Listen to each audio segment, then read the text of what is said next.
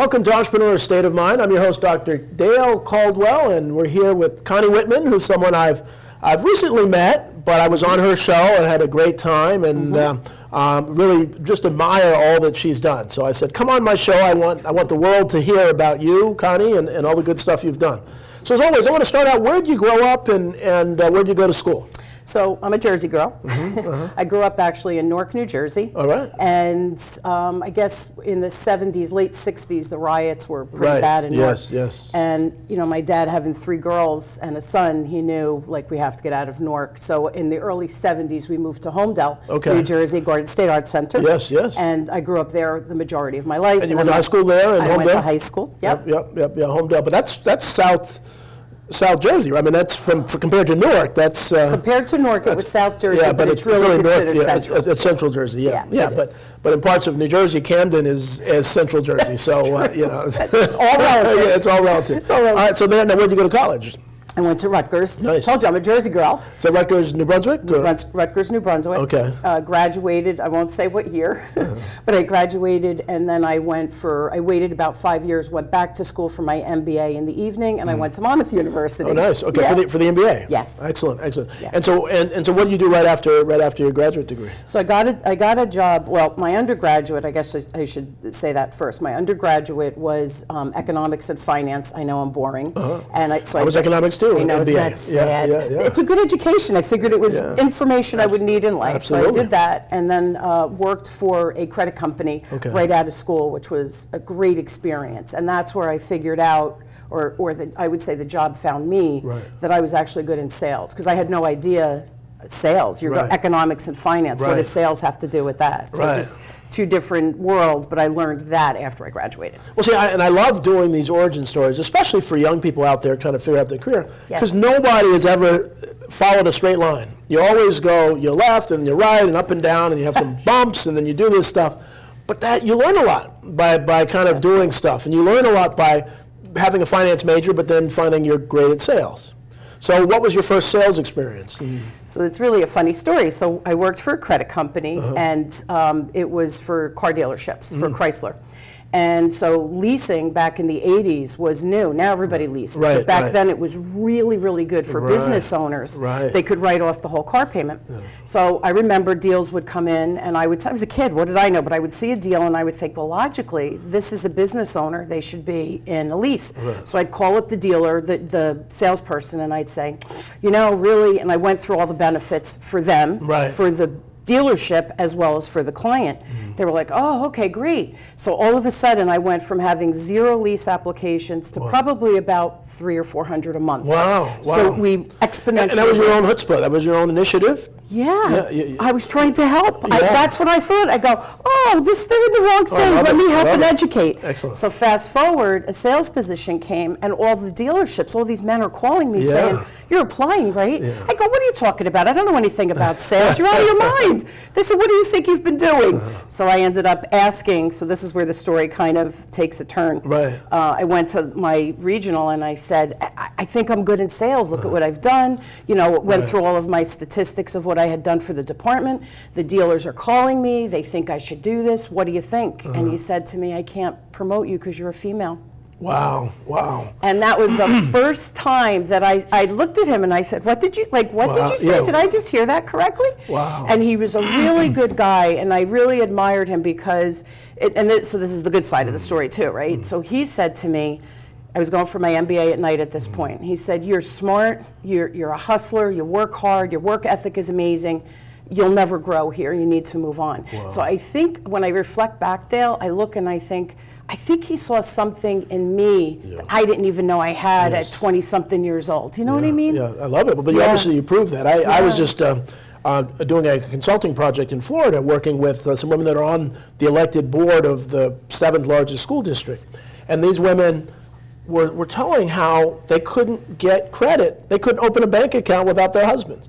And so often, and again, I don't say all that to bring up the bad stuff, but it's important to realize how far we've come. I agree. And especially for, I have a 17-year-old daughter, for them to know that, you know, really appreciate the opportunities that you have now that you take for granted.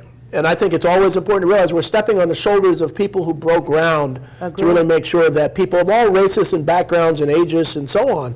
So I applaud you with that. So what was the job you took? Where'd you go from there? So then I thought, well, I have this finance degree. I'm really good at sales. I like money. I like not a bad thing. I do. I like money, but I also see numbers. Like if you show me, I could do mental math. Right. So numbers are comfortable for me. Yep. So I thought I'll go and I'll sell investments and I'll teach people. See, for me, sales is education. Yep, yep. I could teach people Interesting. how to budget, figure out money, all of those things. So they too can grow their portfolios Right, and build their right. wealth over time. So I went back to school and I was going for my MBA. Okay. And I went and I got licensed. So I had my Series 7 licenses, all my insurance licenses, and I did that for the better part of 20 years. Did you ever do, I was a certified financial planner for a while, but did you ever think about going to the CFP route? Isn't that interesting? I did, and at that cross point, it was go for the CFP or go for the MBA, and I chose to go for the MBA. Okay, good, good. Okay, so all right, so you're there, and so what else did you do? Where'd your career go from that point? So I did the insurance and the investments for about 5 years. Okay. And listen, this is nothing against insurance people, right? I was an insurance person.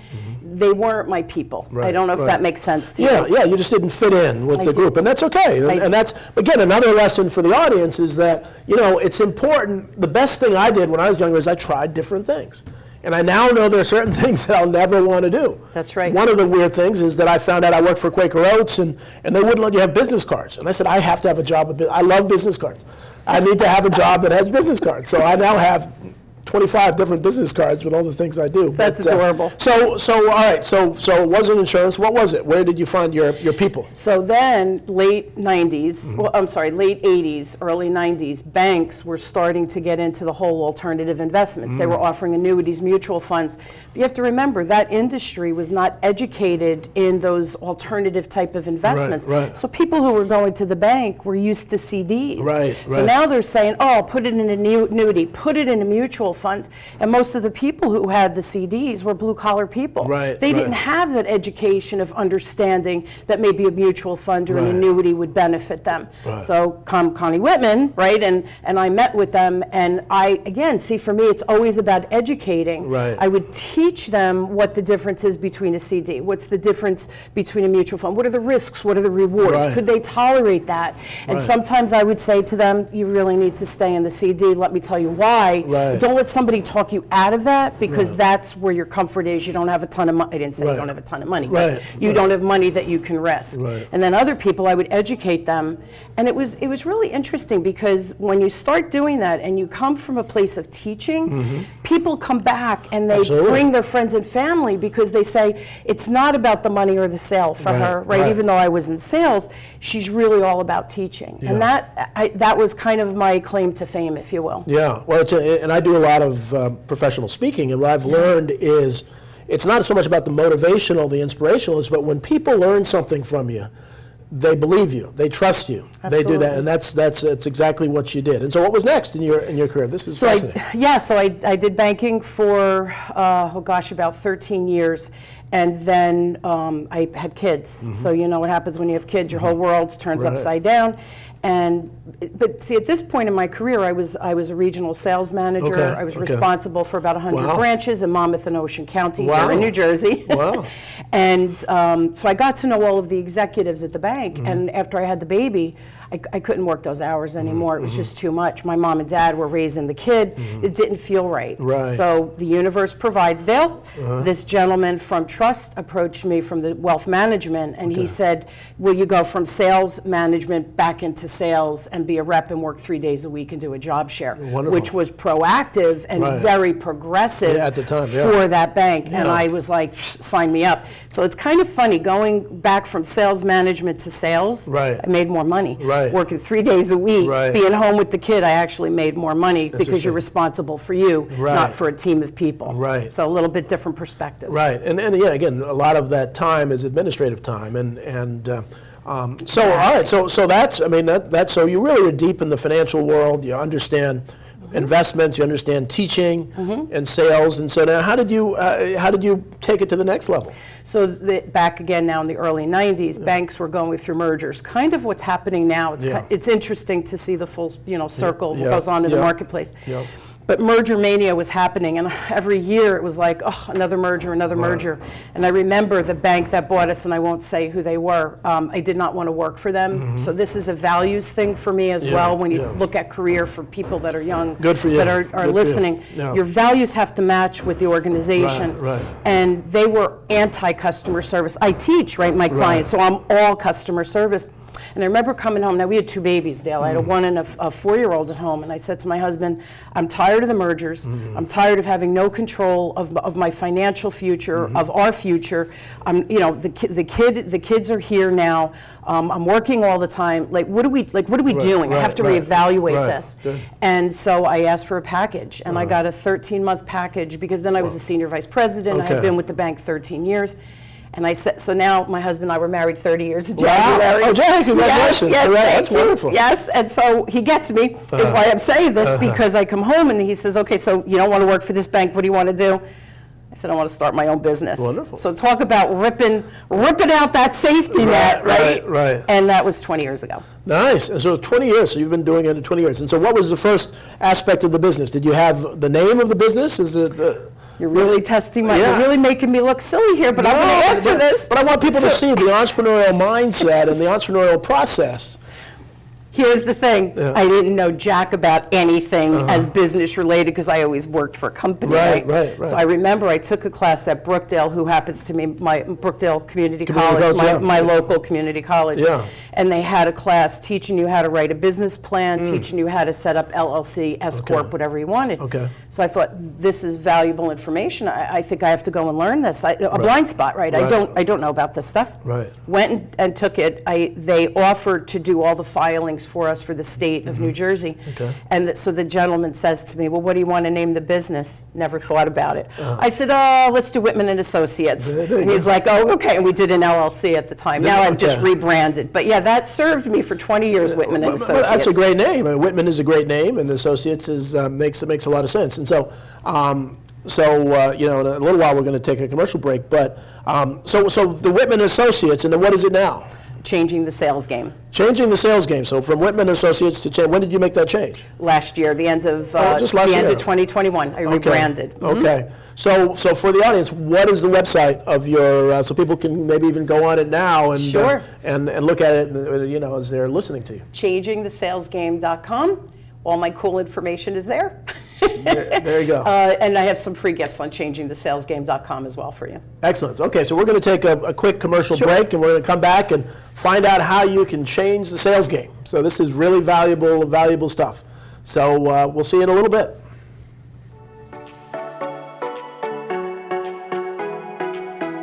Our new home. Lots of windows, great light. But the birds. They're back. Yes, I hear them. Uh-oh. Why are these birds so angry? At least Geico makes bundling our home and car insurance easy. We save a lot. I'm going. Ah! Hurry! I know. For bundling made easy, go to geico.com.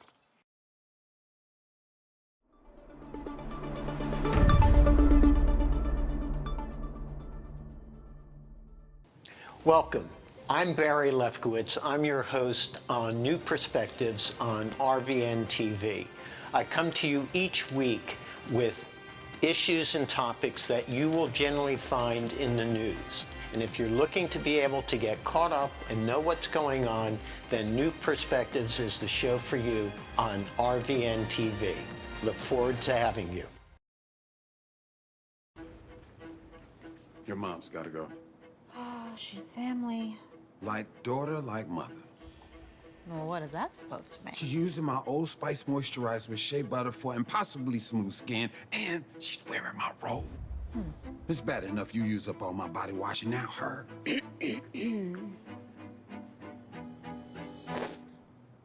We're out.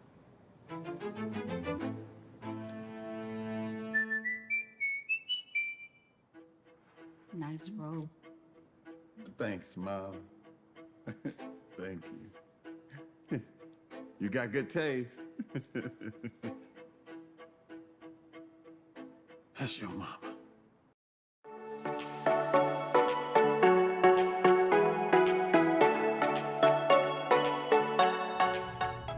Welcome back to Entrepreneur State of Mind. Again, I'm your host, Dr. Dale Caldwell, with Connie Whitman, who's talking about changing the sales game. We've heard her background. Now we want to kind of learn about her current business. So changing the sales game. Who are some of the clients? What are the kinds of clients that you typically work with? So it's interesting. Pre-COVID, all of my clients were live. They were mostly banks, Right, okay. just because of my financial background as well. And that's kind of where I grew up in my career. So there's a familiarity, a comfort zone. People are comfortable with me That makes sense. because of the financial background. So pre-COVID, I did everything live. I spoke live, I networked live, I presented live, I trained my clients live. Everything was live. COVID hit and everything stopped for everybody, right? The whole world stopped for all of us. Yeah. So I had to pivot hard, and I started networking with other small business owners, thinking, like, what are you doing? What are you doing? To learn, because nobody had been through this before. Right. Blind spot, educate. That's kind of where I go. Right. What don't I know? What do I need to know? What do I Right. need to learn from there? So I started networking, and then ironically, all these business owners were saying, oh my God, what did you just say? And I would repeat, and they'd go, can you help me with my sales? And I was like, sure. Never thinking that I could help the small business owner. Right, right. So since COVID hit, I created another whole division within my company. So now I'm trying to help small businesses grow their business as well and Wonderful. get more comfortable with sales. Well, the important thing for everybody to know is everybody's a salesperson. Everybody. Sales applies with your family, with your spouse, with your grocer, with your, everything. And so what are some, for the entrepreneurs out there, what are some of the common challenges you find that a lot of the small businesses are facing with regards to sales? It's interesting because especially corporate has its own set of issues, but the Right. small business owner, it's overwhelmed because they wear every hat. Yep. And here's the thing, they're passionate about their business and what they've created it because it's their zone of genius, Right. which is wonderful, right? The world I like that, the deserves zone that. of genius. I love Zone, that. I know you like when I That's a say good that, term. That's a but good it is. term. It's their zone of genius, Yeah. and the world needs it. Yeah. How dare you not share it, right? Right. So you have all these people stepping out into the entrepreneurial world, bringing Right. these great things to market, and then when they go to have the sales conversation, they get nervous. They feel icky. I feel pushy. I'm being intrusive. Right. It's all in the mindset, Right. and the ridiculous thing with that is, get out of your own head. This is my advice always. Get out of your own head, because if the client needs what you're bringing to the table and you're not being icky, sleazy, and pushy, Right. and I'm trying to sell you something, I'm trying to sell ice to an Eskimo, you Right. don't need that. Right. That's ripping people off, not Right. cool. Right. But if you're really helping them move the needle and change their life, whatever that means to them, how dare you not offer it? How dare you not have that conversation? Right. How dare you not explore it?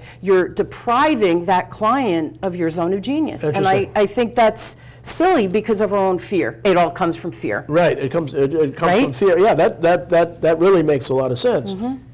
Again, I love this zone of genius idea. So when you're sitting with clients, and for those that are saying, "Hey, I need her," what's the first thing you do? Do you ask them to do some homework before they sit with you, or what do you ask them to do? Yeah, I have a sheet like an onboarding sheet Right, they okay. need to fill in, and I call it a little sales audit. There's two camps. You either have business and you don't have enough clients coming in. We have to start with that before I could start helping you. Now you have clients over here coming in, right. but your ratios aren't good. I mean, you're not getting enough yeses. Right. But for me to go here when you're not even getting in front of the clients, Right. the 0 times 0 is Right, 0. right. So I need to fix one. So people come to me from either camp. They have the traffic, they're not converting, and they don't know why. Interesting. Okay, good. Well, that's what a great way to break it down. And so for those of you who said, "I need more clients," they're in the one category, and then those who say, "I have clients, but I'm not closing deals," that's the other category. And so how do you, for the great salespeople, no is one step towards yes? That's correct. And I was sharing, I was being honest and vulnerable here that I'm great at marketing, but when it comes to selling my stuff, I take it very personally. My zone of genius, how dare you not take this? Are you dumb? You don't understand that you absolutely need this stuff? That's right. And so instead of kind of trying to convince them, I treat them almost like a kid. It's like, you don't like my kid? Well, forget you. You don't like my kid. I'm going to move on to someone who does. You're dead to me. Right? You're dead to me. You're dead to me. So how do you get through that? How does that know? What are some of the secrets there? So here's the big secret. I feel that if truly what you're offering, your zone of genius, and what the client needs is that perfect match, then you ask for the business, right? But here's the thing. The client has to realize that they need what you're offering. Right. Okay. Just because you know they need it, and they probably do need it, but if they haven't realized that they need it, it's an uphill battle. Right. So now that's where the pushy icky comes in, because now I'm pushing you to do something that you're not 100% comfortable. So here's the trick. 3 things happen when you ask for the business in Connie's world, okay? Number 1 is the client literally leans in, like, how fast can we get this going? I need this, I need it yesterday. Perfect fit, beautiful thing. The second one is, you know the client's a perfect fit, they're apprehensive, especially for business owners. Business owners, they're doing marketing, they're doing this, because they wear so many hats, okay? So they're not ready. They're not ready to pull the plug. I say to them, you're not ready for me. You need to do this, you need to do this, because I heard what they said and they're overwhelmed. Yes. Let's schedule something for a month from now. Let's see where you are. I think we might be able to start to weave in your sales skills. And they go, oh, that makes perfect sense. So it lets them off the hook temporarily. It doesn't let them off the hook. It lets them come from a place, stop looking at it from overwhelm to, oh, that's a plan. I kind of like that. But what that does, because I've seen that done to me, like, if anybody tries to do the hard sell, I automatically will start, even if I want that. But this says, wow, they value me enough to say. That's right. And so then you start saying, I trust them. That's right. Because they're not trying to rip me off. That's and so right. that's it. So what's the third? And the third one is, because this is the reality, we meet people who I'm not the right fit or you're not the right fit for. And I will say to them, I'm not the right fit. You actually need my colleague, Dale. And so that's another piece of the puzzle. I just sent you an email introducing you to Matt and Kelly, right? I probably send out a dozen of those emails a week because I'm not always the right person, but I'm doing so much networking. So you see opportunity and I think, oh, you need to meet my colleague. Oh, you need to meet my friend. Oh, you know what you need is over here. So why not share my network? Here's the cool thing with that. Do I make anything? No. Do I care? No. Why? Because it comes back to me 100-fold. It comes back. So you refer someone who is the first person you're going to refer to you. They're going to refer to you. One of the things I remember when I was a stockbroker for a little while. They gave us. So you did sales. Yeah, I did sales. I did sales for a while. I mean, and that's hardcore sales. Yeah, it was pretty hard. But they had a book of Joe, he was the most successful car salesman. And his rule was, he had this thing called the rule of 150, is that everybody has 150, this is before the internet, so it's even more, but 150 contacts. And that if you do well by those contacts, they'll tell their other friends. That's right. If you do poorly, they're going to tell their other friends as well. So this is, social media has taken it to another level. But no, Connie, this is really, really good, and everybody needs this. There's nobody, and what I've learned in life is that the people who are really good are the ones who know I need to be even better. I need to practice it. And the ones that think they're really good aren't really good at all. So how do you get small business people, the entrepreneurs, the people who watch this show, who should be on this show, how do you get them to realize that they need to talk to you? Just pick up the phone. Now, here's the reality. And again, if you're in one of the camps, it doesn't matter which camp you're in, if you feel that you're struggling with the client conversation, if you feel that knot in your stomach, like, I can't do this, I'm pushy, I'm icky, any of those emotional tags for you, definitely have a conversation with me. It's so worth it. And the other one is, if you're having the meetings with your clients and you're not reaping the results that people are saying no to you, you're probably 99% there. It's that 1% that's missing, and that's where I can help as well. Wonderful. That's really good. Good to know. And so one of the things, and I'll try, so I wrote this book on influence, and it's called Intelligent Influence. I have these 4 steps. And influence maximization, which so many successful people do intuitively, is that whenever you make a connection with somebody, there are 3 elements. One is credibility. They have to be credible, or they're not going to come to Connie and ask you for this. But that's not enough. And a lot of people rely on that, especially in banks. I've been the CEO of the bank for 30 years. But the next is creativity, that once you they were like, she's credible, and then you say some of the things you're saying here and say, wow, that's really interesting. But that's not enough. But the third is connection, and I say you're connecting with their influences. And if you don't know your own influences, it's hard for you to connect with other people's influences. And that's right. what you do intuitively, is that you connect with their influences, because you can read, when you've done this for a while, oh, this is what they're influenced to do, and this is what, and this is why you wait, because, and so you do that intuitively, but I kind of the credibility, creativity, and connection. It's amazing how often that works. But isn't, it's simple. It's simple in theory, what you just said. It's like, well, that makes sense. Then when people go to execute, they forget. They learn something, and this is why I love teaching and I love people learning. But if you take, information is a beautiful thing. If you do nothing with it, it's not serving you. Right. It's just information. It was a great article, right? It was a great book I read. Right. I'm all about application. So it's, people have to call me the how-to gal. Right. Because you learn a concept, okay, now let's talk about how to implement that in the real world. Right. Because none of us deal in theory, we deal in the real world. Right. Let's talk about those real world execution, because that's what's going to move the needle of change and more clients or building your business or whatever it is you're looking to do. And one of the things that I find is that one of the big mistakes, and I know you deal with it intuitively, is that people don't know their own influences. And so they don't understand other people's influences, because you have the entrepreneur that says, well, this is the best product in the world. Everybody's going to love this product just like I do. That's right. Not understanding people have different influences and perspectives and That's so right. on. So again, can you give your website again? We're about out of time. Sure. Changingthesalesgame.com. I have a free gift on there for you. I also have, if I can share with everybody, please, yeah. I have a free communication style assessment, which is really the first step when we start engaging with our client. We have to know what our superpowers are, but we have to know what our blind spots are. Yes. And the blind spots is where all those hidden challenges, and then we take it as a rejection, even though they're not rejecting us, they're rejecting the situation. Yeah. So if you go to my old website, I haven't switched everything over, I'm still merging and purging, but go to whitmanassociates.com/CSA and you'll get a free communication style assessment. You'll get 2 reports, superpower, and you'll get your blind spot. So I think that'll shed some real nice light on just how you're communicating and how people are perceiving you in your client conversations. And so everybody has a kryptonite. You said everybody has their We all do. kryptonite. We all do. Well, Connie, thank you so very much. Oh, this is always great. so good This seeing is you. good, Thank and we may have to have you on again. Again, this is Dale Caldwell with Entrepreneur State of Mind. Thank you for watching this week. We will see you next week. I hope you can implement some of these incredible things that Connie has given, and check out her website and give her a call. Thank you. Take care. Have a good one. Bye-bye.